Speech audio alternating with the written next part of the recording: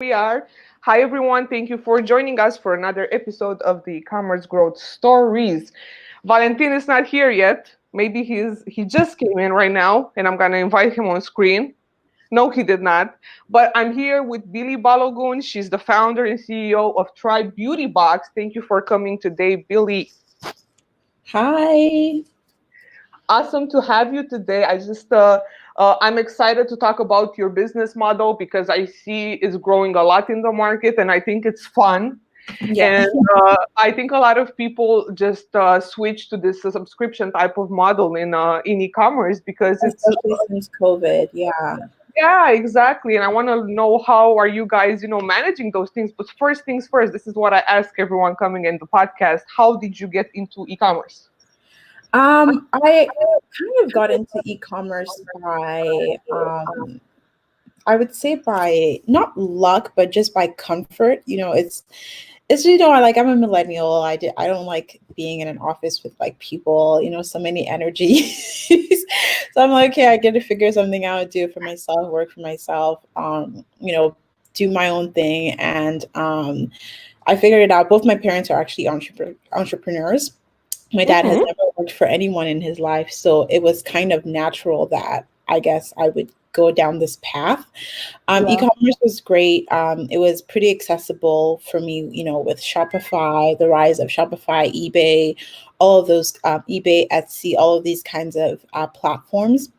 And of course, just Canada being a huge space for growth within the space, not too saturated, lots of space to grow. I decided, you know what, I'll take the bite, and here we are today. That's awesome. So you're located in Canada. Canada has been really, really blowing up in e-commerce lately Yep, because yep. I, I really think that in the podcast that we have, this is like the 11th episode, and I think this is the sixth one with a brand and a company from Canada, and you guys been really killing it there. Thank you. So, so how did you go to the subscription model? Did you start it by subscription, or you started with one time and then you went to subscription? Tell me Yeah, more about it. I started with subscription, and then we started having one-time products. So I guess I did the opposite of what everyone did last year, where they already had one-time products and then they moved into a subscription.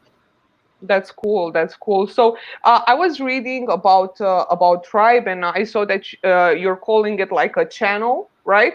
A Yeah. direct to consumer channel for brands that you guys partner with. So you are basically partnering with brands, and you're selling, products Yeah. throughout, your subscription model, correct? Yeah, it's a very interesting model because a lot of people don't see the dual sides that subscription boxes have. So, to the brands that I work with, we're just another marketing channel. We're just like a Pinterest or like a Facebook ads, where it's even more, sometimes it can be more rewarding for them because we purchase all the products. Well, I purchase all the products that I put in the box. We don't ask any brands for free products. So we make sure that it's ethical, it's fair, and we're making sure that everyone's getting paid always, and then on one end, we are the marketing channel. On the other end, we're like a sampling channel for our subscribers who Mhm. want to try new products, or curious about new beauty products, but don't necessarily want to pay full price for that. And I totally relate to that. There's nothing more annoying than buying like a really expensive like moisturizer or like lip gloss or whatever, and it just doesn't work. Like, it doesn't look good, and then returning things is a hassle. You don't want to return it. Yeah. And if you do know how things work in the beauty space. Like, for example, at Sephora, most times they actually destroy their returns, whether you open it or not. So I have that sensibility to waste, and I never want to return things because I know they're just going to destroy it and they're not actually going to resell it, which I get it. They don't want to get into any troubles, Yeah. let's say someone buys a resold item and gets an allergic reaction or whatever. So it's just a ton of waste, and we don't like that anymore. The world has moved from just like a plastic using world at every time you go to the grocery store, you get another plastic bag. Like, thank God we're The changing. bag of bags, right? Every household in my house, I have a bag of bags, and I Yeah, think same. everyone We has a all bag. have that. Right. So the world is definitely changing, and the whole point of my vision is to change and evolve with it. Yeah, I really, really agree. I didn't know Sephora was doing this with the return products. Like I learned Mhm. something today. I had no idea. Yeah, Which they actually do. And the worst part is that you even see some pictures on Facebook and stuff. There's some people, there's literally a community of dumpster divers. That's what they're called. So they'll go behind these big stores, Sephora, all these, and then and like retrieve dive the into their dumpsters and pick out items. So now what these brands are doing now is like pouring like all kinds of like substances so people don't get the, it's just so wild. It's unnecessary. I had no idea about Yeah, that. it's the That's same thing with not food, like Starbucks and stuff like that. Sorry. Starbucks and fun. stuff like that. They don't donate like their food at the end of the day. They have to throw it away, and it sucks. That's yeah, it's cool. It's I had no Yeah. idea about that. But I'm curious. Like I've seen the beauty industry go like through heights and lows during the pandemics. Mostly because let's be honest, we're all at home. Nobody has the energy to even like I mean I'm talking about myself right now. Like this Yeah, pandemic. myself as well. And there's like days when I wake up in the morning and I'm like, damn, ain't nobody trying to look good today. Like I'm not trying This to is the look first time I'm wearing makeup since like mid last week, I think. good. Same here. I only wear makeup on podcasts, and Yeah. but the thing is that we still take care of ourselves. Like we're still gonna use a moisturizer. We're still gonna use Yeah. lotion and I don't know what hair product and so on. But like I'm curious, how did you feel the effects of the pandemic? Because in the beginning the sales were higher, but Yeah. then I saw it was a drop. So where were Yeah, you at this absolutely. point? Yeah. So there's actually a factor that I don't know if it's just a general industry term or just something that my friends and I talk about, but Mm-hmm. it's called the honey months during the pandemic. So the honey months is basically when people had a little extra money, whether that's through stimulus, unemployment, or whatever it was that the government was giving, and Yeah. people actually use it to purchase things that they didn't need. It's like the government's like, hey, here's $600 for you to pay your rent. And they're like, yep, I'm going to go shop. So the honey months were great. Like we were seeing insane revenue numbers. Last June was our highest revenue numbers Yeah. ever. And it sort of coincided with like stimulus and all of that, and also with all of the political climate that was going on in the US last summer. So people needed something to feel good about. Yeah. And everybody knows retail therapy, it actually does work. No matter what anybody says, retail therapy works. So people were purchasing more, but what we were noticing is that people were purchasing more self-care items. So we're Mhm. noticing people were buying our skincare fridges. People were buying more of skincare bundles. People were buying tools and things like that, even candles. And I don't know if you or, I'm sure just people in this audience have read, but like sales for candles skyrocketed like historical in 2020 because everybody was home. You wanted to decorate your home. You wanted to have something cute, something that smells great. I've bought so many candles since last year, more than I usually would. And I also noticed that I was buying more from artisans, from small businesses, from small Yeah. merchants. um, and that's more expensive. Like I just bought like a $38 candle yesterday. In 2019, I wouldn't spend more than $15 on a candle. I'm like, are you insane? That's so expensive. But Yeah. because there's a feeling of it being a small business, wanting to support during a pandemic, and also it just being great handmade and poured candles, I'm spending more. So people think we're not spending more, but we are. We're spending shitloads of money. I bought a whole bunch of useless stuff. I have a sneaker problem. So I'm not really going that much anywhere, but I don't I don't spend that much money on clothes or Yeah. whatever, but I have very expensive taste when it comes to sneakers. So I'm just buying sneakers. I'm just like, man, I'm feeling down today. Let me get some Jordans to make myself feel good.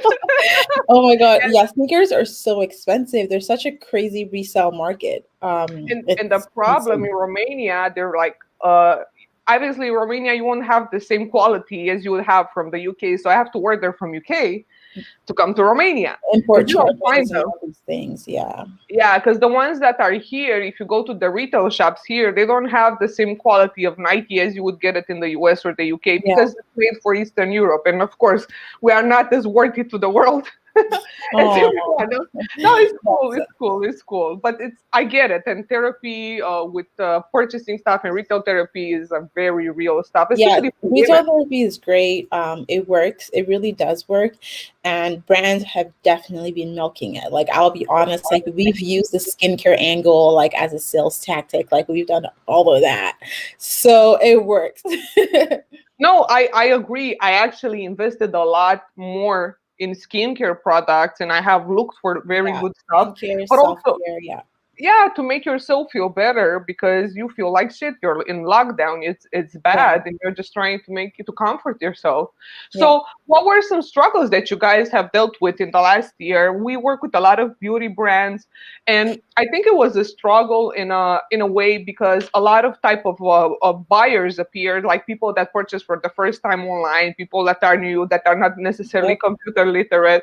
Yep. So it was crazy, because there was a lot of purchasing, but there was also a high ticket volume in customer support, a lot of phone calls, and a lot of issues with Yeah.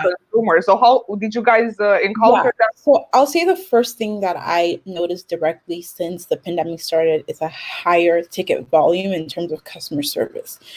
Usually, like, we have our loyal base who know our brand, who know what we're all about, but we had that huge wave of first time buyers, whether they're buying a subscription box for the first time or they're just buying online for the first time.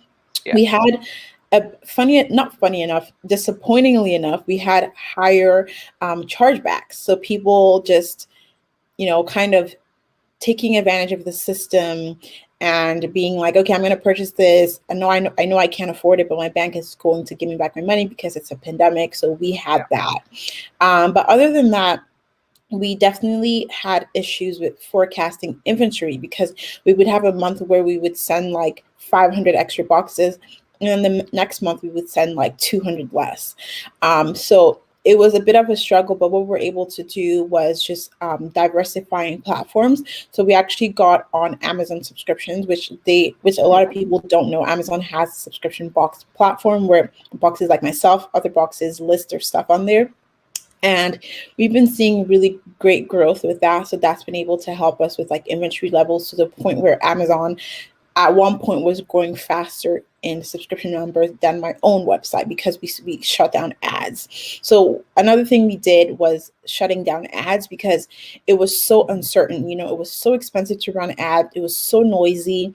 Brands were bidding against each other because the only way they could market to people who were sitting on their phone all day, is through these paid ads. Paid ads, It was really, really expensive. So we just had to hone in on referral programs, loyalty programs, all of these kinds of things. We did a ton of organic reach, email marketing boosted that up, and we're still able to hit 2020 sales goals.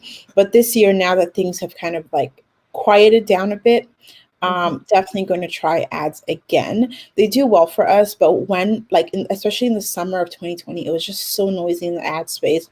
It just didn't make any sense. It's true, and the CPMs have grown like Yeah, crazy. CPMs are insane. It's just so like in 20 at the end of 2019, I think we're spending like $27 to convert a customer.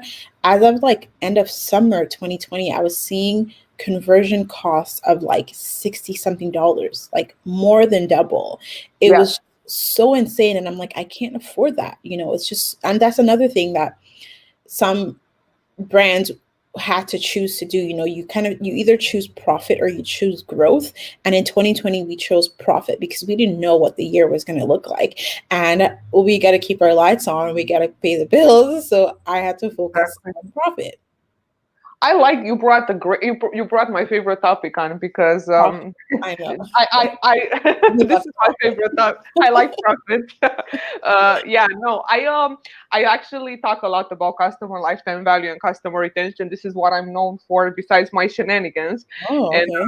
Yeah, so I want to ask you, because this is actually, you just jumped in my ship right now Yeah, of topics. So tell me, how did you guys, and congratulations first of all for thank moving you. to a profit focused strategy, because a lot of people in e-commerce confuse actual growth with growth generating factor. So a growth generating factor is the revenue, which Yeah, is great, but it's very expensive and it's very tiring to constantly chase these acquisitions when you're, yeah, you're bleeding customers in the back. yeah, yeah. So you couldn't have done anything better for yourself, especially because the subscription business depends on loyalty and retention and on Mhm. customers relationships. So how did you approach the this this movement towards retention? How are you building relationships with your Yeah. customers?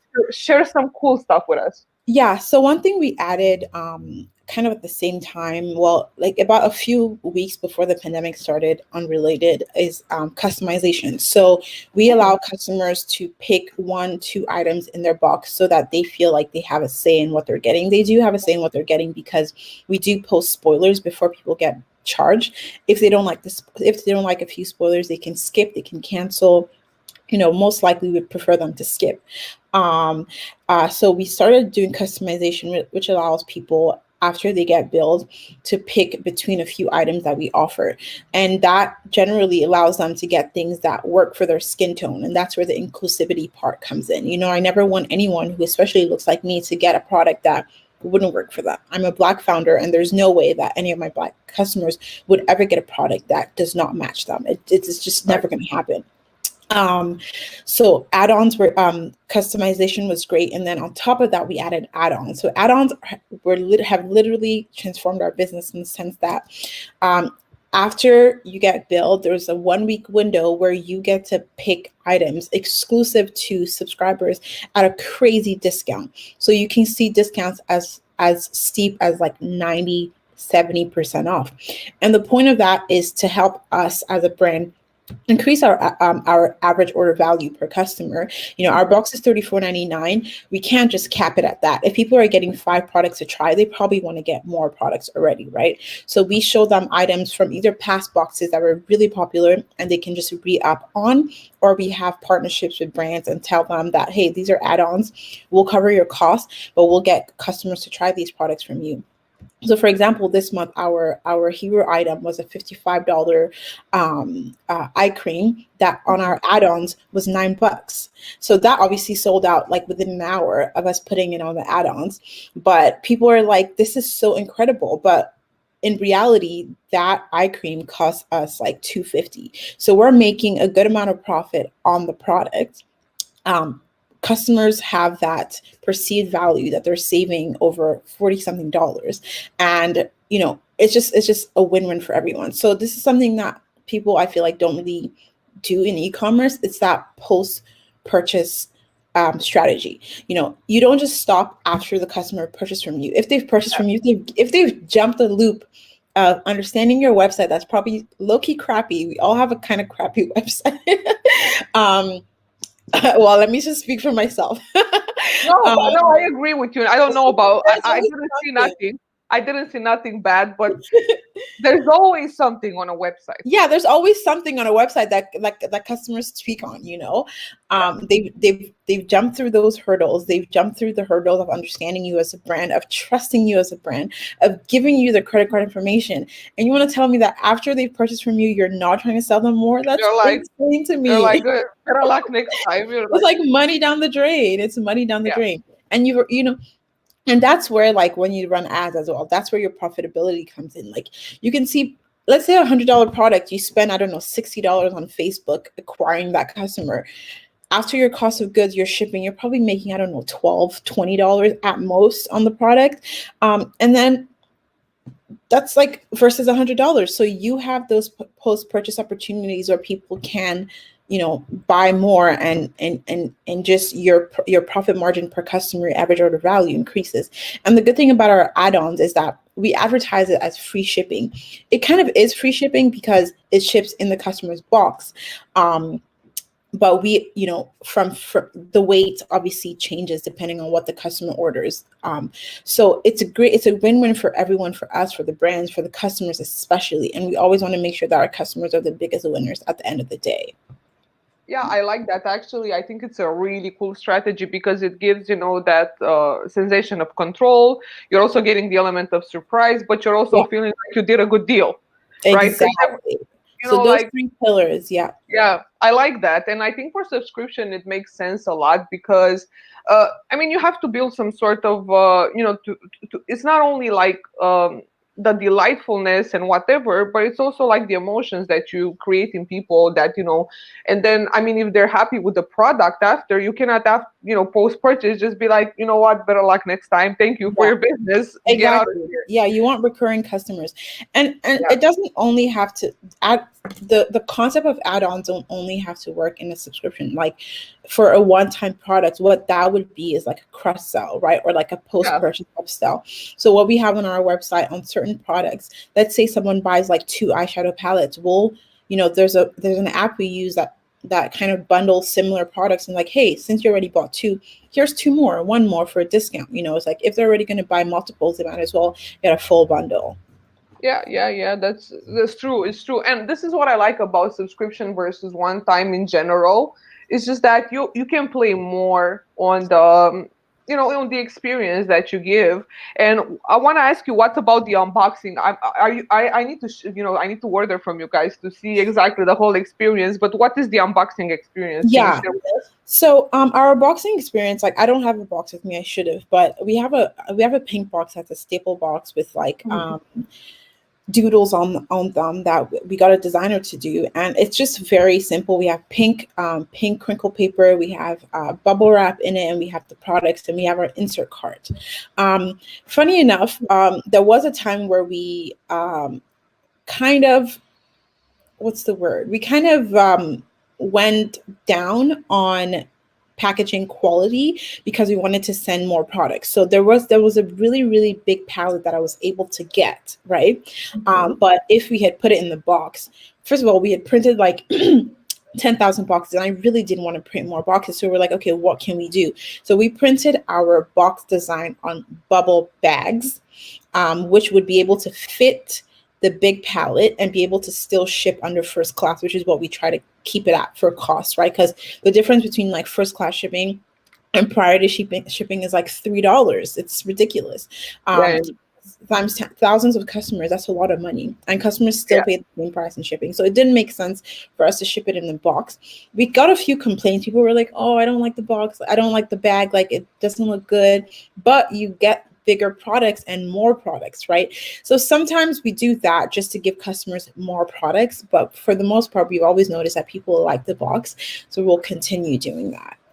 Yeah, I feel like the unboxing experience is something that really builds into the customer experience, and it's cool when people It's just the film it excitement. Yeah, and they film it and they post it online, and people see like, exactly, oh my exactly. god, and yeah, it's cool, it's Yeah, cool, and and on our box, like on our box, the front facing flap, it has our social media on it. So like whoever opens it, you check once they take a picture. It's like, oh, Try Beauty Box. Let me go check them out. So that's the whole point. Like yeah, there's such huge real estate in packaging that people don't take advantage of. Same yeah. thing with our inserts. And our inserts at the back of it, we have a QR code where you can scan it with your phone. That takes you to our referral program where you're like, hey, I just got my box. I love it. I want to refer a friend. Because the first thing you think about when you like something is to share it with a I want to friend. share it. Yeah. So immediately we're giving you an opportunity to earn a discount towards your next box and give your friend a discount too. So that's the whole thought psychology behind it. Yeah, and it's real because I mean it's a very when you buy in the beauty industry, I think it's a mostly like a very intimate experience. And I want to go back to something you said earlier. Yep. Uh, you know, it's like this when you are. I have issues when I don't really buy cosmetics online, Mhm. mostly because in Romania you have 3 colors. You have white, you have semi-white, and And you a have little tan. and brown. but it's like an ugly ass brown. Yeah. Sorry, I'm on the podcast. Sorry, but yeah, for the audience can forget about my drop there. So when I buy online, even on Amazon, because I buy a lot of product from the US via Amazon because I don't find it here, and in Sephora here only they barely introduced Fenty by Rihanna, which you Oh can find. wow. Yeah, like they barely, I mean, they are there, but you don't always find what you need. So until I get the foundation, I just give up. It's Mm. very hard. So how are you guys, taking care of this to make people feel comfortable that Yeah. the colors are gonna fit their Yeah. customers? Well, so first of all, like in our box, generally, and most boxes, we don't send complexion products. The most complexion product we would send is like a blush or a bronzer, and we allow people to pick from these two options, right? Yeah. So this month we had a gold bronzer, or we had like a more porcelain type, sorry, a gold highlighter or a more porcelain type highlighter. Yeah. And we also swatch these products on both skin tones. So we swatch the porcelain product on dark skin tone and the gold one on lighter skin tone, so people see, sometimes you want like a gold look even if you're Yeah. not like a deep skin tone person. So but the first thing that we do above the customization and allowing people to pick their shades is just making people feel included. So that's in the visibility of it. So if you go to our Instagram, you see different skin tones, that's so important. I hate it when, like, if I go to a brand's Instagram page and I don't see someone who looks like me, I'm not purchasing from you because I don't know what it looks like on me. And that's so important. And same thing for the other flip side, like if you, for example, go on a page that only has dark skin tone people, you're probably going to be like, oh, how is this going to work on me? How's it going to look on me? We're a visual species, we need to see what it looks like. And Yeah. it's so weird to me that brands still don't do that. Uh, with all that's going, whether it's the economic or political climate, it's so weird to me that brands still choose to be exclusionary. Like, you can't exclude people. It's just not possible The anymore. reason, and I'm just gonna keep it dead as real, the reason why I think this happens is because they don't have black people working in the company, and they don't Right. have people of all colors working in the company, so they Yeah. have no one to be an advisor. That's why you see so many mess ups in the Yeah. with the what's his name, not Fendi, the other guys with Gucci. You see all these brands that are Yeah. doing really messed up stuff Yeah. for different cultures, but black people got it the worst. And Yeah. then and then you check in their when they look in their organizational chart, and of course they don't have no one to advise them. So the Exactly. problem is Exactly. they like the black dollar, they like the Eastern European dollar, they like Yeah. whatever dollars, the Hispanic dollars, but they are not hiring these people in Yeah. their For the most organization. part, most brands advertise to minorities without representing minorities. And in no way does that make any sense. You can't capitalize off a certain type of people and not include them in the decision making process. Like, it's odd. It is. um there's like this huge brand in the makeup industry, obviously in the beauty industry, obviously will not be disclosing their name. They're like they're like a spa, and they target melanin women, but they don't have any melanin estheticians.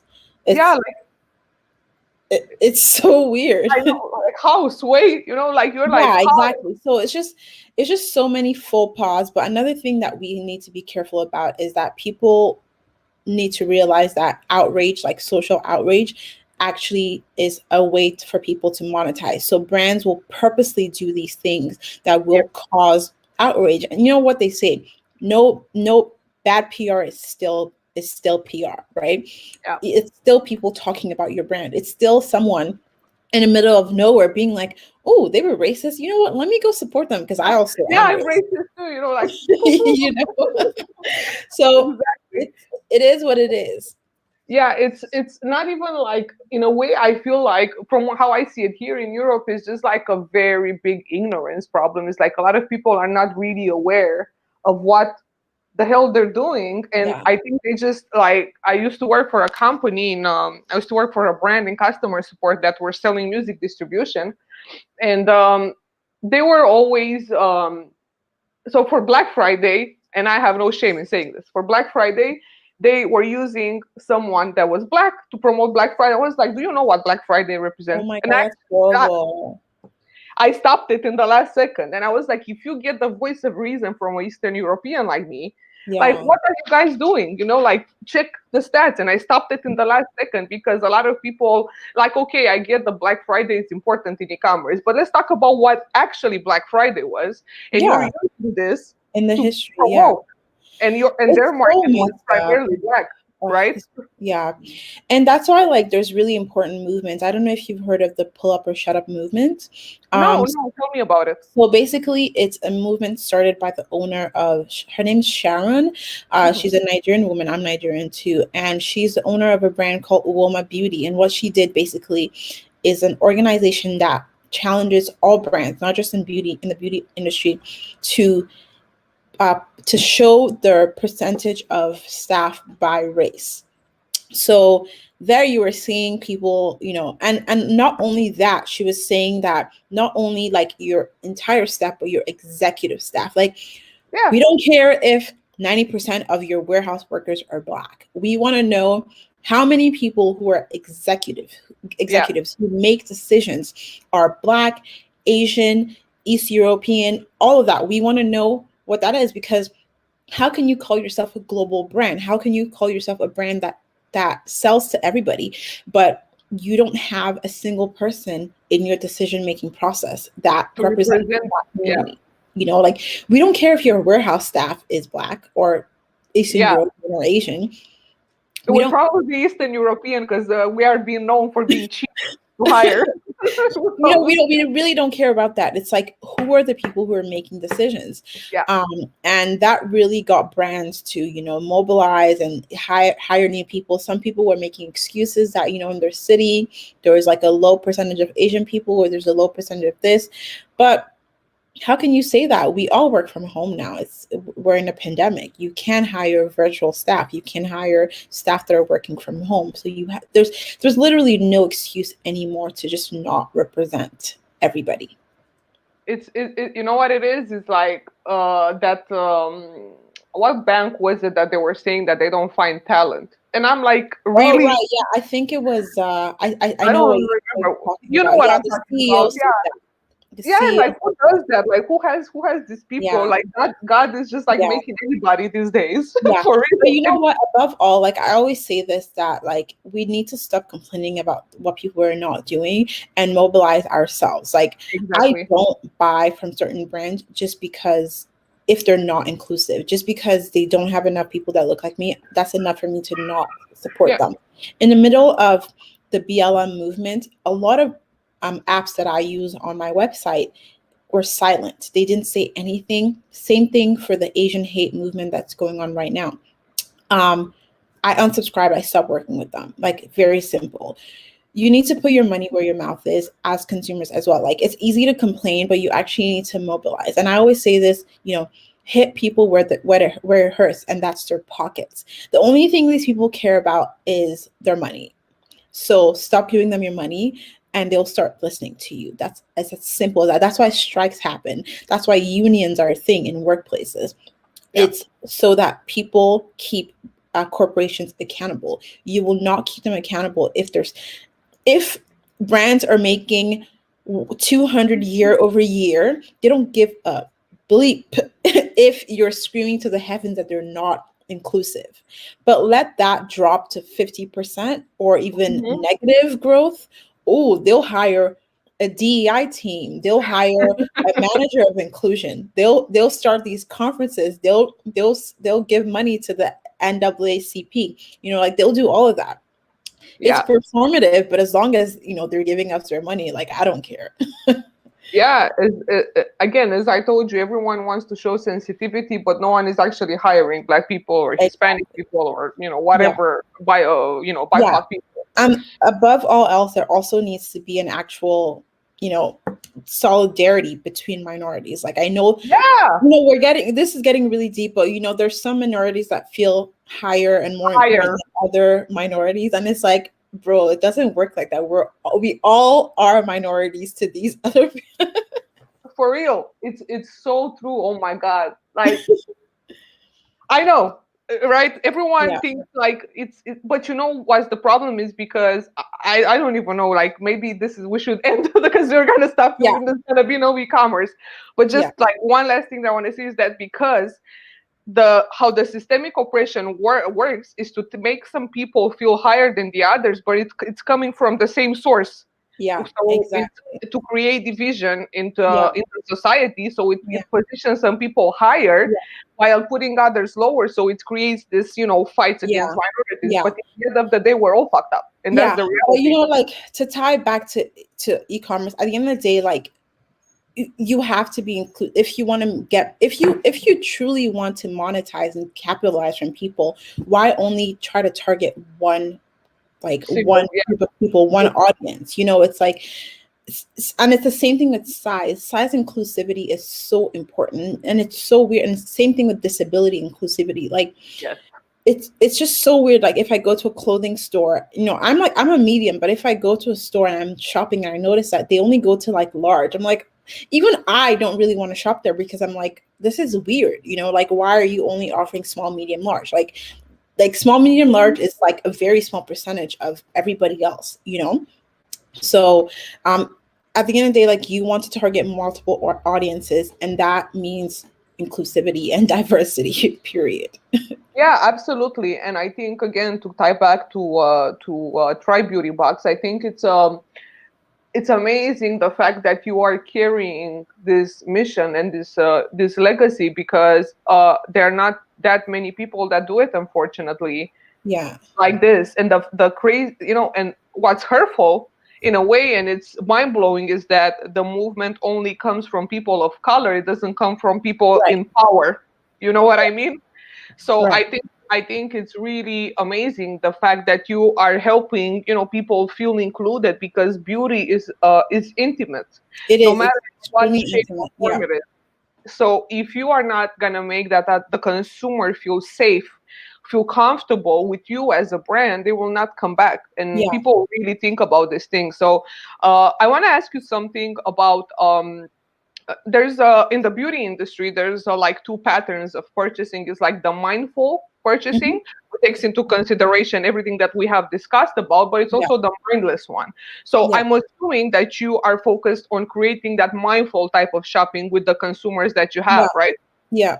Yeah. And we do that. Like we've done that since the beginning. Like one of the first things that I always used to say when I first started is that I did not want to make this a monthly box because there's no reason anyone should be getting 5 new beauty products every month. Like again, like back to my sensitivity to waste and just the earth being cleaner, there's no reason why you need 5 more products every month. Like I'm a capitalist, but also like I have a heart. So I'm kind of like dancing in the Conflicted, middle yeah. of, get 5 new products every 60 days. That'll give you the chance to actually try these things. Like Right. there's some boxes out there that send boxes every month, and I'll always see like customers saying, oh my god, like I have another box coming, I haven't even gotten a chance to open what I got last month, because we're busy people, we're working long hours a day.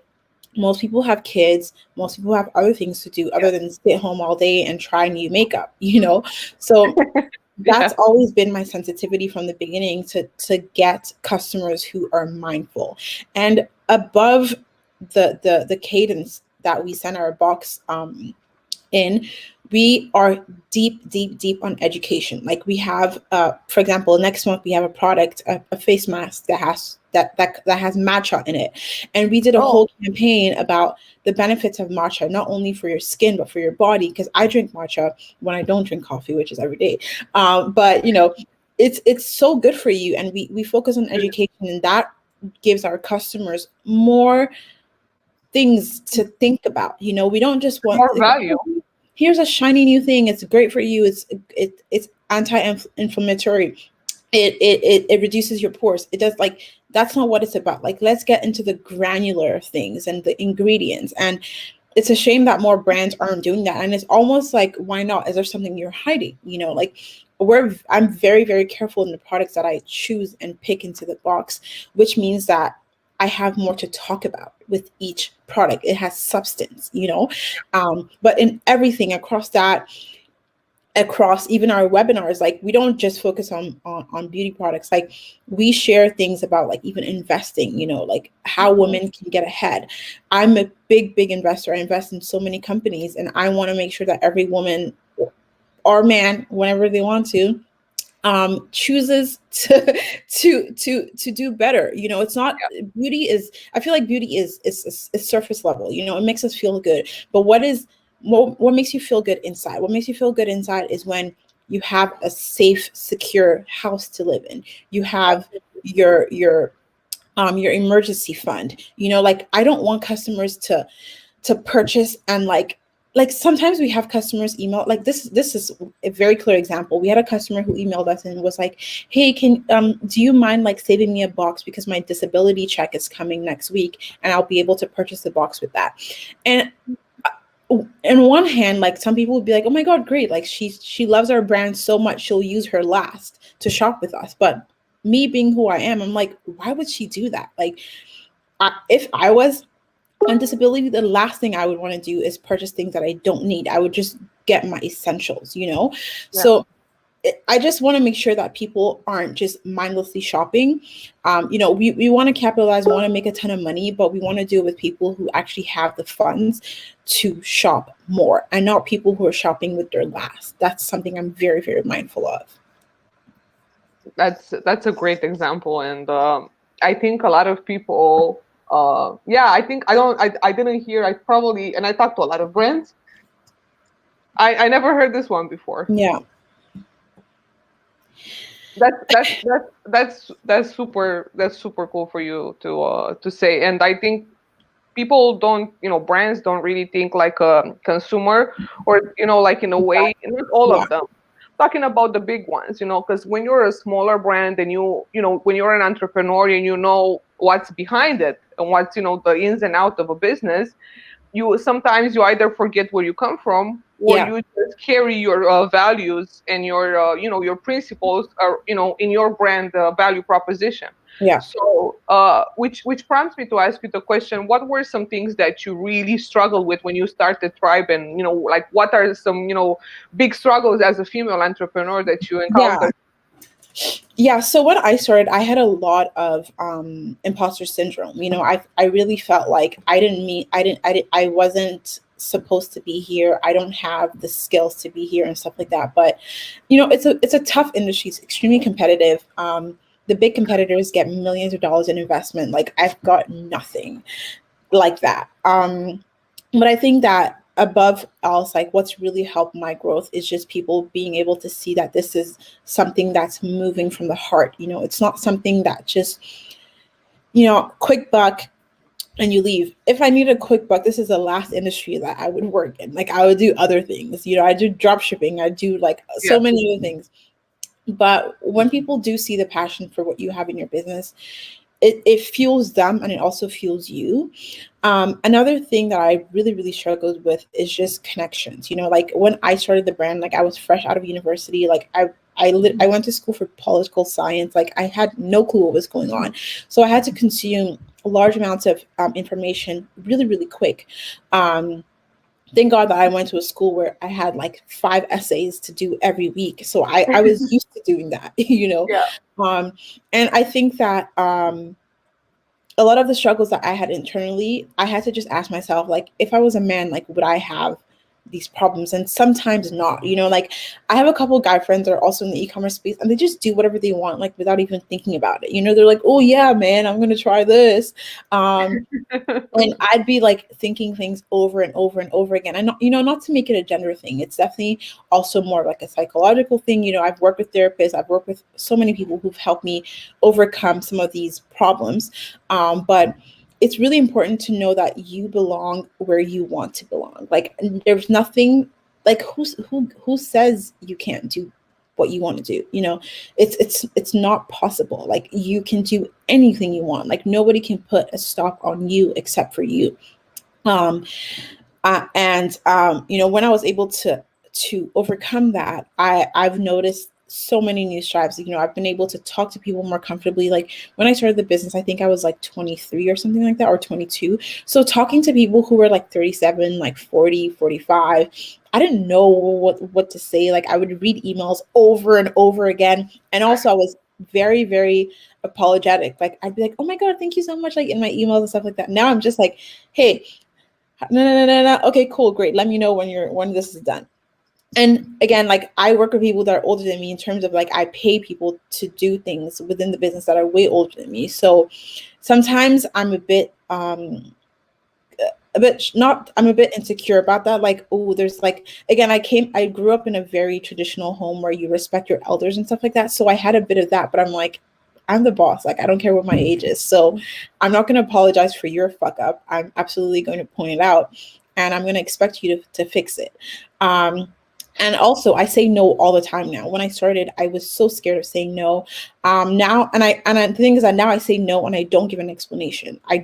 It's just no. It just doesn't work. It just doesn't work for a business. Before, if I would like talk to a merchant or like an app that's trying to work with us in an agency, I would write a whole email about like why it's not a good fit and things like this. Now it's just like, hey, at this moment it's not a great fit. You know, we'll keep your contact in saved in case anything comes up, and point blank, that's it. Yeah. I'm not going to apologize for things not working. So those kinds of things are stuff that I struggled with. And it's funny because a lot of these things were actually personal Yeah. problems. People don't realize how much personal development goes and ties directly into the projection of your brand. There was a time where I was so engulfed like in growing the brand and focusing that I stopped learning. And I would notice like no matter what new shiny strategies I would try, the business wouldn't grow. And that's because I wasn't trying and taking time to learn, to be in tune with industry trends, new things going on in the industry, because I was just working. So now like 2 times a week, I don't do any work. All I do is I do webinars, I read, I catch up on what's going on in the industry. And I've noticed that 1, my life is way easier. And 2, the business has been growing because I actually have time to learn, and also like not working 24/7. I don't know who said, if you want to, it's definitely a guy. If you want it hard enough, like you sacrifice, like, well, hell no. Like if I have to sacrifice my health, my family, my friends, myself, for this business, I don't want it, because the point of having a business is to elevate your life, is to break through things and have an easier life, not to have a harder life. Like who wants that?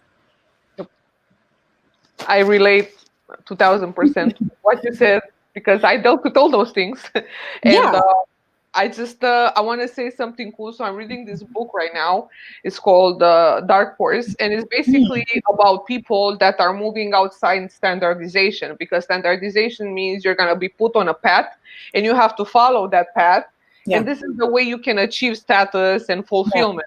But people that achieve fulfillment before from stuff like family, like love, like belief in God or other stuff, and then the part that they have to achieve in life as a professional is just like the plus or the extra. Because at the end of the day, it's if you ain't right within, how you can win, right? You cannot win if you're not right within. So I used to think that if I don't work 24/7 every day, I'm not worthy. And I was like guilt tripping myself, in possible ways. Yeah, like I was like, damn, like, look at you sitting. And I'm like, I got kids, I got a husband, I have a house. Exactly. Like I have other stuff to do, but here I am on this laptop trying to figure I'm out. probably not being productive. That's the weird part. It's like, You're not, I just sit on my computer and I'm like, what am I doing here? Go to the couch. Like, it's like, I've done all my work. It's like, what am I sitting here? But because sometimes, like I'm an early riser. I usually start my day around 6:30. And honestly, like if I'm focusing from 6:30, like no distractions, I'm done work at like 12:31, except if I have meetings. So sometimes I sit and I'm like, and I talk to my friends. I'm like, oh, what are you doing? They're like, oh yeah, just taking meetings. They're like, oh, what are you doing? I'm like, oh, like, I don't know. So I start feeling guilty. So I get back on my desk and I'm not doing anything, but I just feel guilty that I'm done working. And then I just do random stuff. But it's like I truly am done everything I need to do. And the reason why I'm done everything I need to do is because I have a roadmap. And that's why it's important to have a roadmap. I have a roadmap of everything I'm going to do in the week, everything I'm going to do in the month, everything I'm going to do in the quarter. And anything else is additional. But once I finish a project, you're done working. Like you don't have to work 24/7. So sometimes I finish work at 1 p.m. I take a 2-hour walk. I run in the middle of the day. I cook extensively. Like I do what I need to do. And like I'm such a happier person. When I used to work 24/7, I hated my business. And like this is something that a lot of founders don't talk about. But there are times where you hate your business. You hate your customers. Everything ticks you off. You start having panic attacks. And that's when you need to step back. You need to be healthy. So I always say now, like, I just want a soft life, the whole reason of starting this, taking a risk of not having a corporate job, not having like the standard. And there's nothing wrong with corporate jobs. I always say this. There are Yeah. people who are supposed to be entrepreneurs, and there are people who supposed to, like, my business wouldn't be running if my customer service staff wasn't so great. My business wouldn't be running if the person who does our marketing isn't so great. We need a mix of everything to work. And that's why I never shame, and no one should ever shame corporate jobs. And if it works for you, do it. Like you have a stable salary, you have money coming at the end of the month. If I don't hit my numbers, I'm not getting no money. It's very simple. So it's a whole world, and it is what it is. No, but it's true. It's like it's no shame to work a 9 to 5. It's no shame to work in corporate. It's just that And there's everyone no is shame to built be an in a way. entrepreneur either. Yeah. Yeah, exactly. It's just like everyone is built as they are, and everyone is working so hard. But I guess like the main takeaway is here is to stop sometimes and take time for yourself Yeah. and smell the roses. And Yeah. I said this in a podcast before. I was like, if you don't make time in your life and if you don't clean up your act in your life, you don't make space for other blessings to come. Because if Yeah. you want blessings to come, where are they gonna come if you don't Yeah. have any space? If your mind is always, Yeah. cluttered. Yeah. And So the thing about e-commerce is that it's 24/7. Your website, you don't shut down your website. Like it's when you're sleeping, exactly. there's sales going on. So are you going to be a strategic person and put things in place for that to work without you? Or are you going to make sure that you have to make every decision? You just have to choose what you want to do in life. And the whole point of e-commerce is to be able to make money when you sleep. That's what we all say. Even the stock market closes, e-commerce doesn't close, Yeah. so why not be strategic and focus on making something on building something that's efficient versus something that needs you at every moment of the day. Yeah, of course, because if it needs you, it means it's not working good. Because Right. you don't have to be there all the time. You need to learn to scale outside yourself. And that's actually the win of being an entrepreneur, the moment when you Exactly. manage to scale outside yourself. So that's Exactly. And do other things, because if you like, I'm already building my next company. I'm my work I here is was done. about to ask. I was about to ask you. So we are right now the last day of this quarter, and this is my almost last question for you. How did you did in this first quarter, and what are your plans for the next, Yeah, the next quarter? so this quarter for me was a lot of cleaning up, and this is, I guess, something that people don't do. I took like 2 months to just clean up stuff like that. Like I just had like apps, for example, on the website that just didn't do anything. Our Mhm. referral program was kind of wonky. Like not, you'd find like one random coupon code in the back that's been inactive for like a month and you forgot about it. Especially when you're one person, like one person leader team. Um, so a lot of cleaning up, a lot of cleaning house. I hired someone to do social media 2 weeks ago. So she's been running that. She's a champ at that. And like I have way less things to do now, which I love because I can do other things. Yeah. So I took 3 months to really focus on what are the things that I'm not good at, what are the things that we need, hired for that. And now like I can do everything else I want to do. That's good. Again, see, this is how you make space for blessings. And Yeah. what is the next business? What Well, are I'm you working on a game, which is so funny. What? Tell me, what Yeah, are I'm you working on a card game. So when it's ready, I'll send it to you. Oh my Um, God. yeah, it's just something that I use all the time with my friends, like jokes we tell each other all the time, and like I'm building it into a big card game. So I was actually up last night talking to manufacturers and stuff in China because, like when you're starting, you can't afford US made, Canada made. Clearly, Um, yeah. yeah, but Everyone does hopefully, their stuff in China anyway. yeah, Let's so be I real. hope to get it on Amazon, to get it in Indigo, to get it in bookstores and stuff like that. That's Yeah, we'll awesome. see how it goes. You need to show me what game Yeah, it's it about. will. It's you're gonna love it. It's fun. You have the personality for it. It's so much fun. And I do obviously, have like so much it involves personality. it involves alcohol, so it's even better. I'm on live and I cannot deny or confirm nothing when it comes to alcohol, but yes, I'm intrigued. Awesome. Well, thank you. We reached the end. This was the most refreshing episode I did because Oh, thank you.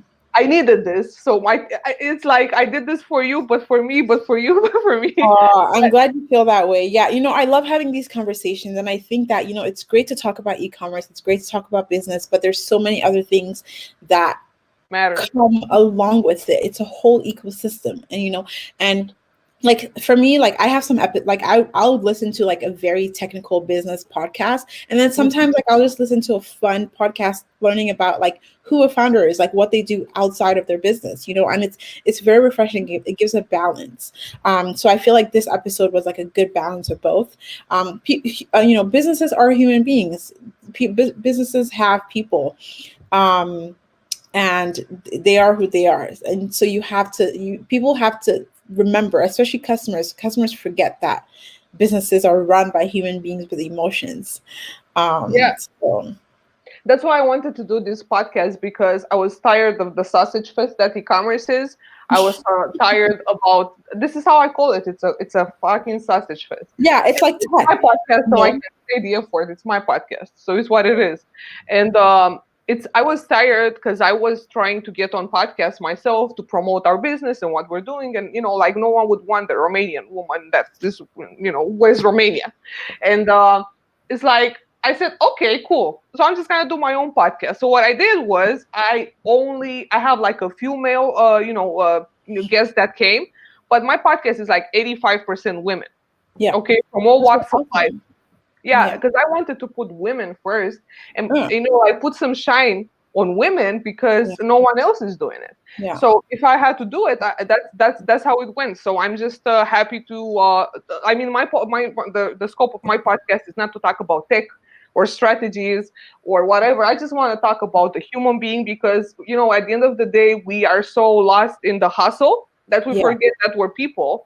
And Yeah. I always use this quote from Gucci: "It's good to have sauce, but it's very bad to get lost in the sauce." And a lot of Yeah. us are getting lost in the sauce every Oh, day. we are, and like it's all about the hustle culture. You said it's, for example, like I stopped, like I had like 2019 I stopped going to networking events. Like 2017 to 2018 I was a serial networker. Like any network event in Toronto, like I would go there, and it was just so stupid because like you would meet people and the first thing they ask you is like, hey, so what do you do? Like, what do you mean, like what do I do? Like, Exactly.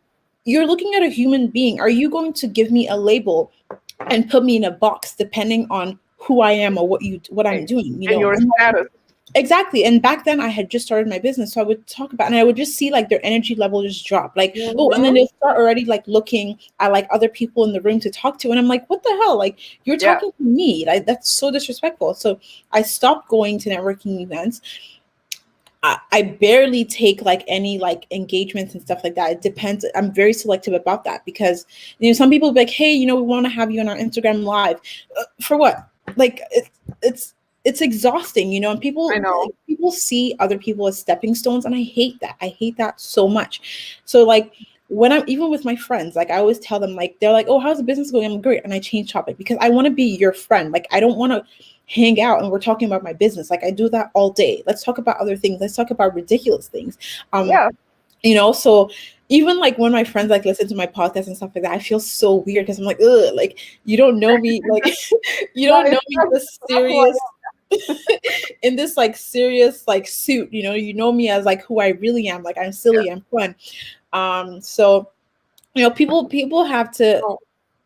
you don't have to seem so serious all the time. Like I have a Twitter and like my Twitter is full of jokes. Like, and people know that I have I'm a gonna business. follow you on Twitter right now. Hold up. I deactivated yesterday, but I will reactivate just to follow you back. I'll Okay, email you. I added you on LinkedIn Yeah, I yesterday. have you on LinkedIn. So LinkedIn, I'm sure you noticed I don't post anything because I hate LinkedIn. You will like my LinkedIn. I'm trolling massively on LinkedIn.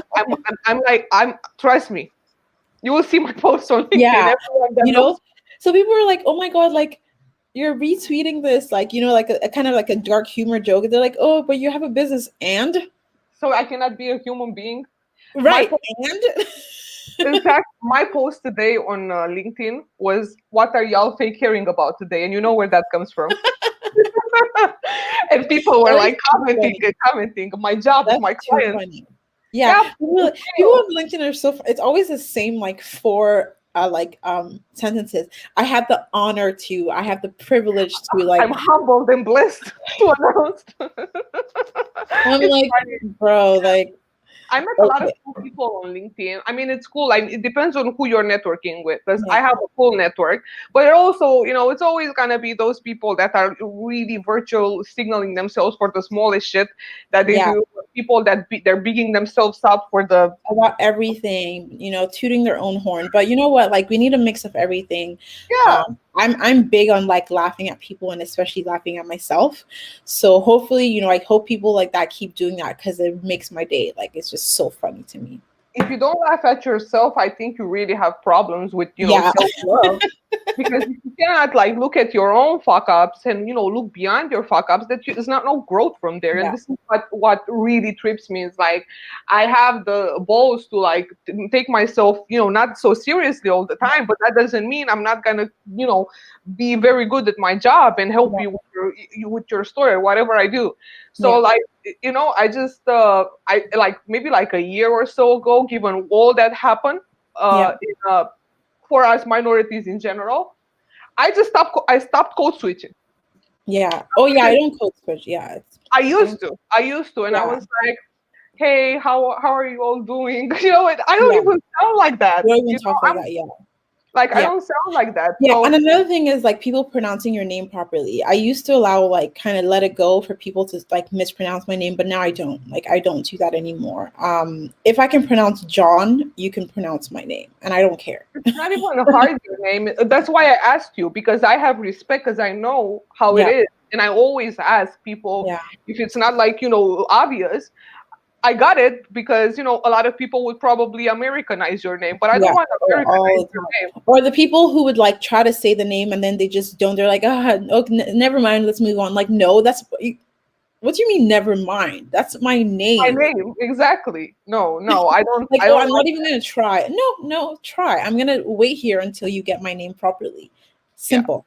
yeah. It's what it is, and I'm lucky right now that I have an American name, that because my husband is American, and people have issue. I don't have issues to to say it, but it's what it is, man. It's life. I think it's just space and opportunity for everyone to be who they are. We just got to Yeah. make sure that we attract the people that help us grow and make us better, instead of people that are always trying to steal the light.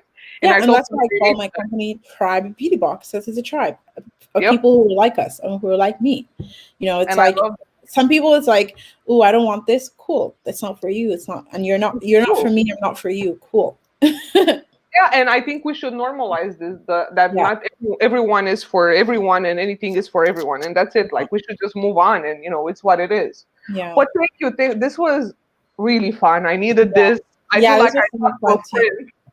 It Yeah, was I know. fun. I feel like we're friends as well. Yeah, Thank exactly. you Like, so much for having me. You're awesome. you too, you too. This was refreshing. We're friends now. We're cool. We can laugh about stuff Yeah, I'm together. gonna send you memes and stuff like that now. Do it. Do it. Trust me, I don't disappoint on my new game. Well, thank you for everyone that watched. Thanks, I have everyone. I have Jenny that said Billy, and That's my cousin.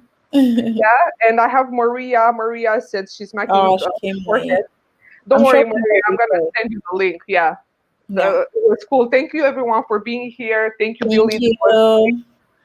And I'll see you guys next week. Bye. Bye.